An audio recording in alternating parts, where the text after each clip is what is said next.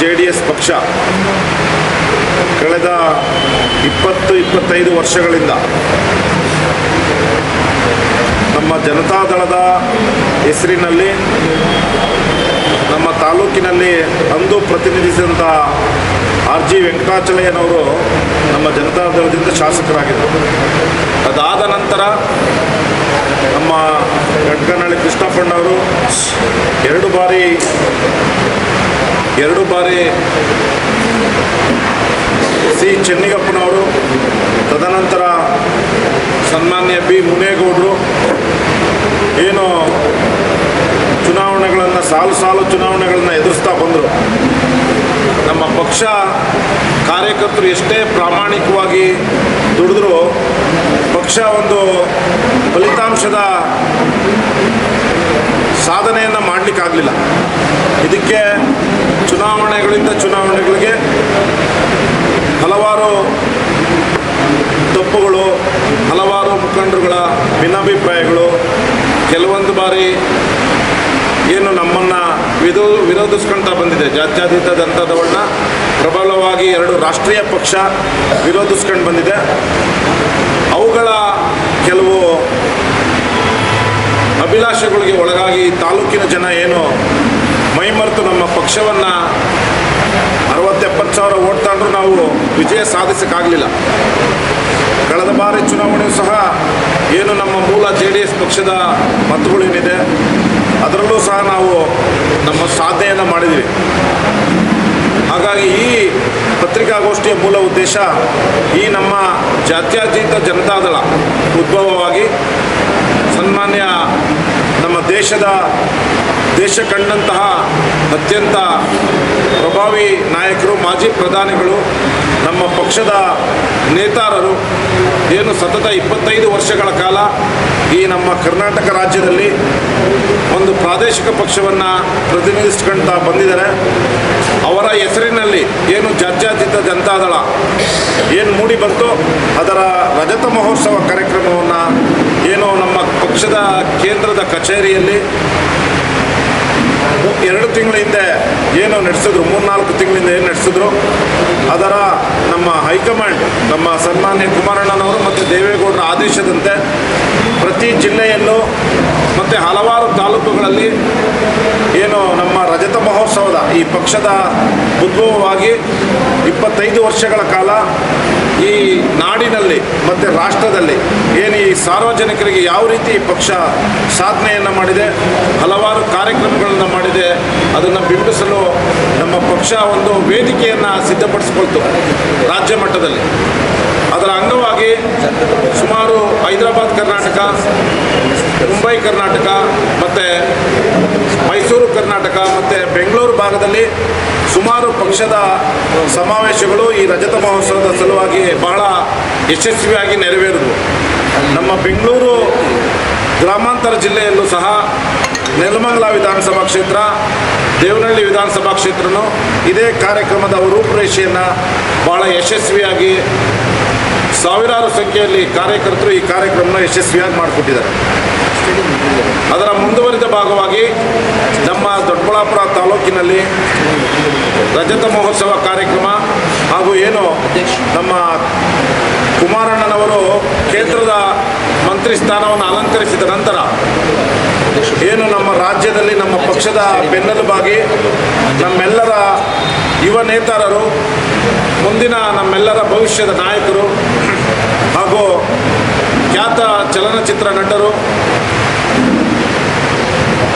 3 ಬಾರಿ ಸೋತರೂ ಸಹ ಜನರೊಂದಿಗೆ ನಾನು ಇರ್ತೀನಿ, ಕಾರ್ಯಕರ್ತರನ್ನ ಉಳಿಸ್ತೀನಿ ಅಂತ ಹೇಳಿ ವಿಶೇಷವಾಗಿ ಜನರೊಂದಿಗೆ ಜನತಾದಳ ಕಾರ್ಯಕ್ರಮದ ಅಭಿಯಾನವನ್ನು 2 ರಾಷ್ಟ್ರೀಯ ಪಕ್ಷಗಳಿಗೆ ಸೆಡ್ ಹೊಡೆದು ನಮ್ಮ ಕಾರ್ಯಕರ್ತರ ಮನೆ ಬಾಗಿಲಿಗೆ ಬರಲಿಕ್ಕೆ ಒಂದು ಯಶಸ್ವಿಯಾದ ಕಾರ್ಯಕ್ರಮವನ್ನು ಏನು ರೂಪಿಸ್ಕೊಂಡಿದ್ದಾರೆ, ಆ ಕಾರ್ಯಕ್ರಮವನ್ನು ನಮ್ಮ ತಾಲೂಕಿನ ಹಾಗೂ ನಮ್ಮ ಜಿಲ್ಲೆಯ ಎಲ್ಲ ಮುಖಂಡರ ಸಹಕಾರದೊಂದಿಗೆ ಬಹಳ ಯಶಸ್ವಿಯಾಗಿ ನೆರವೇರಿಸಬೇಕು ಅಂತ ಏನು ಈ 8ನೇ ತಾರೀಕು ಸನ್ಮಾನ್ಯ ನಿಖಿಲ್ ಕುಮಾರಸ್ವಾಮಿಯವರು ಈ ನಮ್ಮ ದೊಡ್ಡಬಳ್ಳಾಪುರ ತಾಲೂಕಿಗೆ ಅದ್ಧೂರಿಯಾದ ಸ್ವಾಗತವನ್ನು ಕೋರಲಿಕ್ಕೆ ತಮ್ಮೆಲ್ಲರ ಸಹಕಾರ ಬೇಕು ಅಂತೇಳಿ ಈ ಪತ್ರಿಕಾಗೋಷ್ಠಿಯನ್ನು ನಾವಿಂದು ಕರೆದಿದ್ದೀವಿ.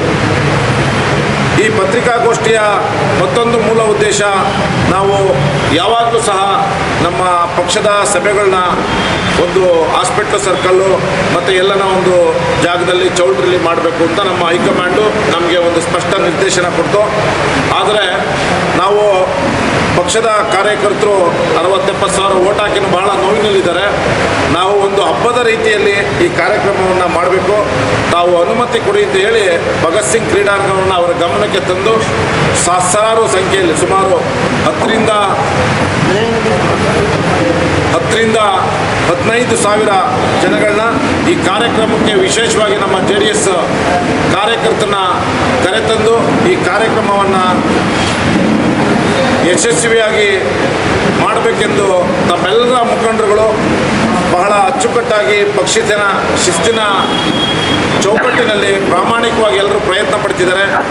ಅದೇ ರೀತಿಯ ಸಹಕಾರ ನಿಮ್ಮ ಮಾಧ್ಯಮದ ಮುಖಂಡರು ಸಹ, ಮಾಧ್ಯಮದ ಸ್ನೇಹಿತರು ಸಹ ನೀವು ನಮಗೆ ಯಾವತ್ತೂ ಸಹ ಸಹಕಾರ ಕೊಡ್ತಾ ಬಂದಿದ್ದೀರಿ. ಮುಂದಿನ ಈ ಕಾರ್ಯಕ್ರಮಕ್ಕೂ ಸಹ ಇದು ಹೆಚ್ಚು ನಮ್ಮ ಹಳ್ಳಿ ಭಾಗದಲ್ಲಿ ಮತ್ತು ಎಲ್ಲ ನಮ್ಮ ಜಿಲ್ಲಾದ್ಯಂತ ಎಲ್ರಿಗೂ ತಲುಪಿ ಆ ಕಾರ್ಯಕ್ರಮವನ್ನು ಯಶಸ್ವಿ ಮಾಡಲಿಕ್ಕೆ ನಮ್ಮ JDS ಕಾರ್ಯಕರ್ತರಿಗೆ ಮತ್ತು ಸ್ವಯಂ ಪ್ರೇರಿತವಾಗಿ ನಾವು ಯಾವುದೇ ಒಂದು ಅಧಿಕಾರದ ಆಸೆ ಇಲ್ಲದೆ ನಮ್ಮ ಪಕ್ಷನೂ ಸಹ ಮುಖಂಡರುಗಳ ಶ್ರಮದಿಂದ ಬಹಳ ಯಶಸ್ವಿಯಾಗಿ ಇಲ್ಲಿನವರೆಗೂ ಸಹ ನಾವು ತಾಲೂಕಿನಲ್ಲಿ ಶಾಸಕ ಸ್ಥಾನ ಲಭಿಸ್ತೇನೆ ಇರ್ಬೋದು. ಹಲವಾರು ಸಂಘ ಸಂಸ್ಥೆಗಳಲ್ಲಿ, ತಾಲೂಕು ಮಟ್ಟದ ಸಹಕಾರ ಸಂಘಗಳಲ್ಲಿ ಮತ್ತು ಎಲ್ಲ ಪಂಚಾಯಿತಿಯ ಸುಮಾರು 8-10 ಪಂಚಾಯಿತಿಗಳಲ್ಲಿ ನಮ್ಮದೇ ಆದ ಪಕ್ಷವನ್ನು ಶಕ್ತಿಯನ್ನು ಹೊಂದ್ಕೊಳ್ತಾ ಬಂದಿದೆ. ಕಳೆದ 2-3 ವರ್ಷಗಳಲ್ಲಿ ನಮ್ಮ ಪಕ್ಷವನ್ನು ಯಾವ ರೀತಿ ಕೆಲವರು ದುರುಪಯೋಗಿಸ್ಕೊಂಡ್ರು, ನಿಮಗೂ ಸಹ ಅದು ನಿಮ್ಮ ಕಣ್ಮುಂದೆನೇ ಇದೆ.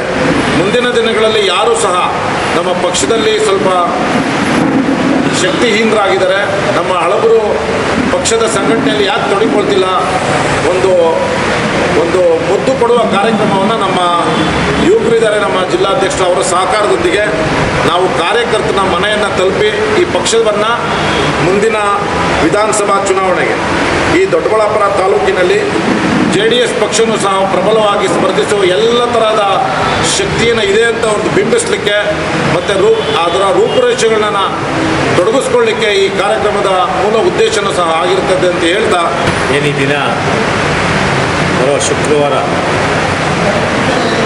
ಇದೇ ಭಗತ್ ಸಿಂಗ್ ಕ್ರೀಡಾಂಗಣದಲ್ಲಿ ನಮ್ಮ ಕರ್ನಾಟಕ ಪ್ರದೇಶ ಜಾತ್ಯತೀತ ಜನತಾದಳದ ಯುವ ಅಧ್ಯಕ್ಷರಾದಂಥ ಮಾನ್ಯ ನಿಖಿಲ್ ಕುಮಾರಣ್ಣ ಅವರು ಬರುವಂಥ ಸಂದರ್ಭದಲ್ಲಿ ಇವತ್ತು ಪತ್ರಿಕಾ ಪ್ರಕಟಣೆಯ ಬಂದಿರುವಂಥ ಎಲ್ಲ ಮಾಧ್ಯಮದವರಿಗೆ ಹೃತ್ಪೂರ್ವಕವಾಗಿ ನನ್ನ ವಂದನೆಗಳನ್ನು ತಿಳಿಸ್ತಾ ಇದ್ದೀನಿ. ಮುಖ್ಯವಾಗಿ ಏನು ನಮ್ಮ ನಾಯಕರಾದಂಥ ನಿಖಿಲ್ ಕುಮಾರಸ್ವಾಮಿ ಅವರು ಇಡೀ ರಾಜ್ಯಾದ್ಯಂತ ಸುಮಾರು 80ರಿಂದ 85 ವಿಧಾನಸಭಾ ಕ್ಷೇತ್ರಗಳನ್ನು ಪೂರೈಸಿ ಇವತ್ತು 8ನೇ ತಾರೀಕು ದೊಡ್ಡಬಳ್ಳಾಪುರ ವಿಧಾನಸಭಾ ಕ್ಷೇತ್ರಕ್ಕೆ ಕಾರ್ಯಕರ್ತರನ್ನು ಹುರಿದುಂಬಿಸಿ ಮತ್ತು ಜನರೊಂದಿಗೆ ಬೆರೆತು ಪಕ್ಷದ ಸಂಘಟನೆ ವಿಚಾರವಾಗಿ ಚರ್ಚೆ ಮಾಡುವಂಥ ಸಂದರ್ಭದಲ್ಲಿ ಭಗತ್ ಸಿಂಗ್ ಕ್ರೀಡಾಂಗಣದಲ್ಲಿ ಇವತ್ತೇನು 8ನೇ ತಾರೀಕು ಬರುವಂಥ ಸಂದರ್ಭದಲ್ಲಿ ತಾಲೂಕಿನಾದ್ಯಂತ ನಮ್ಮ ಪಕ್ಷದ ತಾಲೂಕು ಘಟಕದ ಅಧ್ಯಕ್ಷರಾದಂಥ ಹರೀಶ್ ಗೌಡರು, ಕಾರ್ಯಾಧ್ಯಕ್ಷರಾದಂಥ ಅಂಜನೇಗೌಡರು, ಉಪಾಧ್ಯಕ್ಷಗಳಾದಂಥ ಆನಂದ್ ಅವರು, ಕಾರ್ಯದರ್ಶಿಗಳಾದಂಥ ಗೋವಿಂದರಾಜರು ಹಾಗೂ ಹಿರಿಯ ಮುಖಂಡರುಗಳಾದಂಥ ರಘುಣ್ಣವರು, ಡಾಕ್ಟರ್ ವಿಜಯಕುಮಾರ್ ಅವರು, ಕೆಂಪರಾಜ್ ಸರ್, ಸತ್ಯಣ್ಣವರು, ಇನ್ನೂ ಮುಖ್ಯವಾಗಿ ವೇದಿಕೆ ಮೇಲೆ ಸುಮಾರು ಎಲ್ಲ ಪಕ್ಷದ ಹಿರಿಯ ಮುಖಂಡರುಗಳಿದ್ದಾರೆ. ಇವರೆಲ್ಲ ಒಂದುಗೊಂಡಂತೆ 8ನೇ ತಾರೀಕು ಒಂದು ಬೃಹತ್ ಜನ ಸಮಾವೇಶವನ್ನು ಸೇರಿಸಿ ಸುಮಾರು ಒಂದು 10ರಿಂದ 15 ಜನ ಸೇರಿ ಒಂದು ಸಮಾವೇಶನ ಮಾಡಿ 10ರಿಂದ 15 ಸಾವಿರ ಜನ ಸೇರಿ ಒಂದು ದೊಡ್ಡಬಳ್ಳಾಪುರದಲ್ಲಿ ಜನತಾದಳ ಪಕ್ಷ ಸಕ್ರಿಯವಾಗಿ ಬಲಿಷ್ಠವಾಗಿದೆ ಅನ್ನೋ ಒಂದು ತೋರಿಸ್ಕೊಳ್ಳೋ ಒಂದು ಶಕ್ತಿ ಪ್ರದರ್ಶನ ಇದಾಗಿರ್ತದೆ. ಹಾಗಾಗಿ ತಾಲೂಕಿನ ಎಲ್ಲ ನನ್ನ ಪಕ್ಷದ ಮುಖಂಡರಿಗೆ ಮತ್ತು ಕಾರ್ಯಕರ್ತರಿಗೆ ನಾನು ಈ ಪಕ್ಷದ ಜಿಲ್ಲಾಧ್ಯಕ್ಷನಾಗಿ ಈ ಮುಖಾಂತರ ಕೇಳ್ಕೊಳ್ಳೋದೇನೆಂದರೆ, ಶುಕ್ರವಾರ ಸಂಜೆ 4 ಗಂಟೆಗೆ ನಮ್ಮ ವರಿಷ್ಠರಾದಂಥ ಶ್ರೀ ಕೃಷ್ಣಾರೆಡ್ಡಿ, ನಮ್ಮ ಕೋರ್ ಕಮಿಟಿಯ ಅಧ್ಯಕ್ಷರಾದಂಥ ಕೃಷ್ಣಾರೆಡ್ಡಿ ಸಾಹೇಬರು ಬರ್ತಾ ಇದ್ದಾರೆ. ಪಕ್ಷದ ಮಾಜಿ ಶಾಸಕರುಗಳಾದ ನಿಸರ್ಗ ನಾರಾಯಣಸ್ವಾಮಿಯವರು, ಮುದೇಗೌಡರು, ಮತ್ತು ಡಾಕ್ಟರ್ ಶ್ರೀನಿವಾಸ ಮೂರ್ತಿಯವರು, ಕೆಲವು ವಿಧಾನಸಭಾ ಕ್ಷೇತ್ರದ ಮಾಜಿ ಸಚಿವರುಗಳು ಎಲ್ಲರೂ ಬಂದು ಈ ಕಾರ್ಯಕ್ರಮಕ್ಕೆ ಆಗಮಿಸಿದ್ದಾರೆ. ಆ ರೀತಿ ತಾಲೂಕಿನಾದ್ಯಂತ ಅಭೂತಪೂರ್ವವಾಗಿ ಅದರಲ್ಲೂ ಮುಖ್ಯವಾಗಿ ಯುವಕರು ಹಾಗೂ ಮಹಿಳೆಯರು ಹೆಚ್ಚಿನ ಸಂಖ್ಯೆಯಲ್ಲಿ ಬರಬೇಕಂತೇಳಿ ಮಾಧ್ಯಮದ ಮುಖಾಂತರ ನಿಮ್ಮಲ್ಲಿ ನಾನು ಕೇಳ್ಕೊತಾ ಇದ್ದೀನಿ. ಇನ್ನೊಂದು ಮುಖ್ಯವಾಗಿ ಏನು ನಮ್ಮ ನಿಖಿಲಣ್ಣವರ ಒಂದು ಸ್ಫೂರ್ತಿ ಯುವ ಪಡೆ ಏನೈತೆ ಅವ್ರನ್ನ ಉರಿದುಂಬಿಸೋಕ್ಕೆ ಸುಮಾರು 4 ಕಿಲೋಮೀಟ್ರಷ್ಟು ಬೈಕ್ ರ್ಯಾಲಿಯನ್ನು ಕೂಡ ಸುಮಾರು 500ರಿಂದ 800 ಜನ ಬೈಕ್ಗಳು ನಾವು ಬಂದು ನಮ್ಮ ನಿಖಿಲಣ್ಣವ್ರನ್ನ ಸ್ವಾಗತ ಮಾಡ್ತೀನಿ ಅಂತ ವಾಲಂಟ್ರಿಯಾಗಿ ಅವ್ರು ಬಂದಿದ್ದಾರೆ. ಅವ್ರಿಗೂ ನಿಮ್ಮ ಮಾಧ್ಯಮದ ಮುಖಾಂತರ ಅಭಿನಂದನೆಗಳನ್ನ ಸಲ್ಲಿಸ್ತಾ ಇದ್ದೀನಿ.